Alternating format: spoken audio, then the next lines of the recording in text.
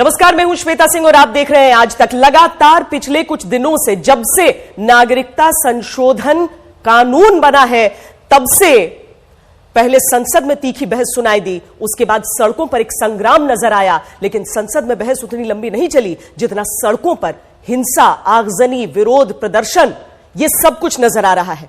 इस समय एआईएमआईएम के अध्यक्ष असदुद्दीन ओवैसी हमारे साथ हैं। ओवैसी जी, बहुत स्वागत है आपका।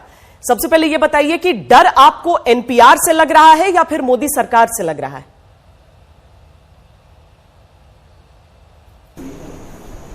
मैडम, मुझे सिर्फ अल्लाह से डर है। मुझे किसी इंसान से या किसी देश के प्रधानमंत्री से कभी डर था ना कभी रहेगा, क्योंकि इंसान से डरना ये गुनाह है और किसी इंसान को इंसान से डरने की जरूरत नहीं है। मैं अपने उर्दू में अगर कहूं तो अपने अंदेशों का इजहार कर रहा हूं। कल होम मिनिस्टर ने इंटरव्यू देते हुए कहा कि एनपीआर का एनआरसी से कनेक्शन नहीं है। मैडम, मैं आपके लिए, आपके देखने वालों के लिए बताना चाहूंगा कि पार्लियामेंट में जिस मोदी सरकार ने मिनिस्ट्री ऑफ होम अफेयर्स की एनुअल रिपोर्ट को टेबल किया, चैप्टर 15 आप देख लीजिए जाकर, उसमें पॉइंट नंबर 4, जिसमें कहा गया कि अंग्रेजी में पढ़ रहा हूं कि the NPR is the first step towards creation of NRIC. ये क्या झूठ है? ये होम मिनिस्टर कहते हैं कि कनेक्शन नहीं है। ये इन्हीं की रिपोर्ट जो पार्लियामेंट हमको दी गई थी। दूसरा मैडम, 26 नवंबर 2014 को जो मिनिस्ट्री ऑफ होम अफेयर्स के वेबसाइट पर आज भी मौजूद है कि मिनिस्टर ने बयान दिया किसी एक एमपी के सवाल पर कि NPR is the first step towards creation of NRIC by verifying citizenship status of every user resident. क्या ये भी झूठ है? तीसरा मैं आपको बता रहा हूं, आप एमएचए के वेबसाइट पे अभी जाइए, जहां पर सिविल रजिस्ट्रेशन सिस्टम डिवीजन लिखा हुआ है, उसके लास्ट लाइन पर एनपी नेशनल पॉपुलेशन रजिस्टर पे कहा गया, India is the process of setting up an NPR, this is the first step towards creation of NRC. मैं तो झूठ नहीं कह रहा हूं ना, मैं क्यों झूठ कहूंगा? मैं ये होम मिनिस्टर के वेबसाइट पर है। और नई राजनीति की बात मत करिए, राजनीति नहीं है। एक सीधी सी बात मुझे बताइए कि आप कुछ महीने, कुछ दिन पीछे जा रहे हो वैसी जी, लेकिन आप 2010 का जिक्र नहीं कर रहे। आप तो कहते हैं कि आप कांग्रेस के भी खिलाफ हैं, आप बीजेपी के भी खिलाफ हैं, लेकिन जब कांग्रेस 2010 में एनपीआर लेकर आई थी तब आपने यह विरोध नहीं किया था। बिल्कुल बिल्कुल, आपका अच्छा सवाल है। आपको जानकर हैरत होगी कि जो मनमोहन सिंह के जमाने में एनपीआर हुआ था, क्या उसमें सिटीजनशिप से कनेक्शन किया गया था? क्या उसमें सिटीजनशिप, आपकी और मेरी सिटीजनशिप को वेरीफाई किया जा रहा था? नहीं, अब के बार किया जा रहा है। क्या उस वक्त यह पूछा गया था कि मैडम श्वेता के वालिद वालदा का नाम और उनकी डेट ऑफ बर्थ और डेट ऑफ प्लेस क्या है? नहीं पूछा गया, अब पूछा जा रहा है। क्या उस वक्त श्वेता मैडम से पूछा गया था कि आपका मोबाइल नंबर दीजिए, आपका पासपोर्ट दीजिए? क्या वो मैंडेटरी था? अब मैंडेटरी कर दिया गया है। तो यही तो मैं कह रहा हूं, इसमें और उसमें फर्क है। यह फर्क है जो बयान कर रहा हूं। आप बार बार उसको घुमाकर यहां पर लाते हैं कि गृह मंत्री ने जो कहा था और उसके बाद प्रधानमंत्री ये कह रहे हैं, तो कौन झूठ बोल रहा है? आपके भाई जो बयान दे जाते हैं, आपसे सफाई मांगी जाती है और उस समय आप जो बयान देते हैं ना, उसके बाद वो पत्थर की लकीर मान ली जाती है। अब गृह मंत्री ने कहा, प्रधानमंत्री ने कहा, नहीं ऐसा नहीं है, बात किसकी मानी जाएगी? देखिए मैडम, आप मेरे सवालात का जवाब हजम नहीं कर पा रही हैं, इसीलिए आप चले गए मेरे भाई पर। आप डिबेट मेरे भाई पर कर रहे हैं तो उनको बुला लीजिए, मैं चला जाता हूं। अगर आप डिबेट कर रहे हैं कि अमित शाह ने जो कहा वो सच है या झूठ है, तो मैं तैयार हूं। मैं आपको मिनिस्ट्री ऑफ होम अफेयर्स के वेबसाइट से कोट करके बता रहा हूं और आप दूसरी जगह चले जा रहे हैं। मैडम, कब तक आप लोग गवर्नमेंट को सपोर्ट करते रहेंगे? मत करिए ना, कभी सच्चाई को तो मान लीजिए। अगर मैं झूठ कह रहा हूं तो आप आधे घंटे के बाद मुझे बुला लीजिए, मैं तैयार हूं सुनने के लिए। मैं तो मिनिस्ट्री ऑफ होम अफेयर्स के वेबसाइट से कोट करके बता रहा हूं आपको डिफरेंस। मैं आपसे अपील कर रहा हूं कि सच्चाई को जानिए, छोड़िए मैं गंदा आदमी हूं, मेरा भाई भी गंदा है, हम बुरे हैं। अगर आप अच्छे हैं तो इस देश को अच्छा रखिए ना, छोड़ दीजिए हमारा क्या हाल है, हम गुनाहगार हैं, जो भी है।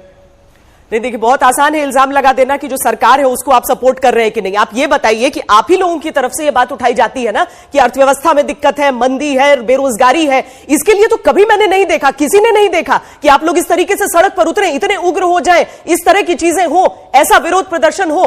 विरोध प्रदर्शन किसके लिए हो रहा है? उसी चीज को जिसको आप कहीं से कहीं घुमा फिराकर धर्म से जोड़ दे रहे हैं। मैडम, जो दिल्ली में और पूरे देश में जो प्रोटेस्ट हो रहा है, वो कैसे मुसलमान कर रहे हैं? आपको गलत फहमी है मैडम। माफ करना मैडम, आप टीवी स्टूडियो में बैठी हैं, आप रोड पर आकर देखिए, उसमें हर मजहब के, हर कास्ट के लोग और खास तौर से महिला उसको लीड कर रही हैं। अगर आप उसको मजहब की ऐनक लगा के देख रहे हैं तो मुझे अफसोस हो रहा है, बल्कि उनकी तौहीन हो रही है। जो आज अगर रोड पर निकल रहे हैं, किस लिए निकल रहे हैं मैडम? वो इसलिए निकल रहे हैं कि देश को बचाने के लिए, देश के संविधान को बचाने के लिए, देश को इसलिए बचाने के लिए क्योंकि ये देश गांधी, अंबेडकर, नेहरू, पटेल, मौलाना आजाद का देश है। वो इस देश को मजहब के राह पर लेकर नहीं जाना चाहते, इसलिए वो लोग निकल रहे हैं। मैं सलाम करता हूं जो देश पर जो आज जो लोग प्रोटेस्ट कर रहे हैं, मैं उनको सलाम करता हूं। वो किस लिए निकल रहे हैं? इलेक्शन के लिए निकल रहे हैं, वो लीडर बनने के लिए निकल नहीं, उनका कोई जाती मफाद नहीं है। वो सिर्फ इस मुल्क के लिए, इस भारत को बचाने के लिए निकल रहे हैं। हां, आप बात करते हैं इकोनॉमी की, मैडम 3,900 करोड़ रुपए सरकार के पास अगर है तो फिर क्यों नहीं देती अनएम्प्लॉयमेंट की तरफ, क्यों नहीं ध्यान देती मार्केट की तरफ? क्या उसके तरफ फार्मर्स को मिलता नहीं है प्याज 200 रुपए किलो और आपको टर्की, इजिप्ट से इंपोर्ट करना पड़ता? ये 3,900 करोड़ रुपए इस पर नहीं खर्चा करेंगे आप? क्या इसकी जरूरत नहीं है? प्रायोरिटी नहीं है उनकी? प्रायोरिटी तो होनी चाहिए, पर इसके लिए उंगली सिर्फ एक तरफ नहीं उठा सकते हैं आप, दूसरी तरफ भी उंगली उठती है। और इसीलिए हम पूछ रहे हैं कि विरोध प्रदर्शन की जो आग आज इस पर आप लोग लगा रहे हैं, जिसको लेकर और मौका भी था। और इससे पहले मैं ये भी आपसे जान लेना चाहती हूं, चूंकि संविधान बचाने की आप बात कर रहे हैं, संविधान क्या झूठ बोलकर बचाया जाएगा? अरुंधति रॉय अगर खड़े होकर एक मंच पर यह कहती हैं कि अपना नाम रंगा बिल्ला बता दो, कुंफू कुत्ता बता दो, कह दो 7 RCR तुम्हारा पता है, क्या इस तरीके से होगा? कोई धर्म के नाम पर नहीं, धर्म के नाम पर तो राजनीति नरेंद्र मोदी और अमित शाह कर रहे हैं। आप मेरे सवाल का जवाब दीजिए, आसाम में जो 5,40,000 हिंदू बंगाली का नाम आसाम के एनआरसी में नहीं आया, वहां का फाइनेंस मिनिस्टर कहता है कि हम इनको सीएए के जरिए सिटीजनशिप दे देंगे। क्यों मुसलमानों को नहीं देंगे जिनका नाम नहीं आया आसाम के एनआरसी में 5 लाख? इसलिए कि वो घुसपैठी हैं, और जो हिंदू बंगाली हैं वो रेफ्यूजी हैं। बताइए, क्या ये डिस्क्रिमिनेशन नहीं है? इसीलिए मैं आपसे अपील कर रहा हूं कि सीएए को, एनपीआर को, एनआरसी को आपको जोड़कर देखना पड़ेगा। ये पूरे के पूरे सिटीजनशिप एक्ट ऑफ 1955 के तहत हो रहा है। इसीलिए मैं आपसे गुजारिश कर रहा हूं कि देखिए उसको, आप भी समझिए। कल आपको भी तकलीफ उठाना पड़ेगा, आपको भी बताना पड़ेगा ये सब चीजें। 100 करोड़ जनता के पास जाकर एक ऑफिसर पूछेगा कि बताओ, अगर तुम्हारे पास तुम ये नहीं बताओगे तो डाउटफुल सिटीजन लिख देगा। कहां पर कहा गया? ये रूल नंबर 4 सबसेक्शन 3 में कहा जा रहा है। डाउटफुल सिटीजन जब हो जाएगा, मैं डॉक्यूमेंट्स भी दूंगा तो भी डाउटफुल रहूंगा। आप अंदाजा लगाइए कि कहां पर जा रहे हैं हम लोग, किस राह पर इस देश को लेकर जा रही है सरकार।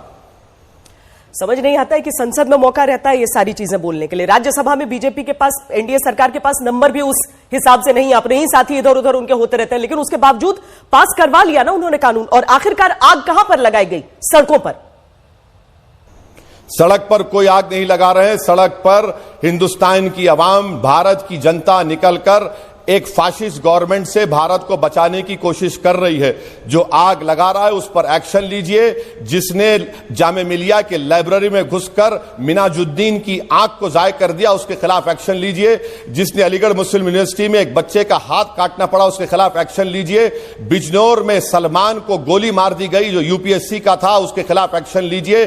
जो अनस, जो अपने 7 महीने के बच्चे के लिए दूध लाने गया, वो मर गया, उसके खिलाफ एक्शन लीजिए। जो सगीर 8 साल का था बनारस में, जो सफोकेशन से मर गया, क्यों मरा जानिए, उनके खिलाफ इंक्वायरी लगाइए। 18 लोग जो मर गए उत्तर प्रदेश में, जुडिशियल इंक्वायरी करवाइए। जो 5,700 लोग उत्तर प्रदेश की जेलों में सड़ रहे हैं, क्यों उनको डाला गया, उसके खिलाफ इंक्वायरी कराइए, सच्चाई सामने आ जाएगी।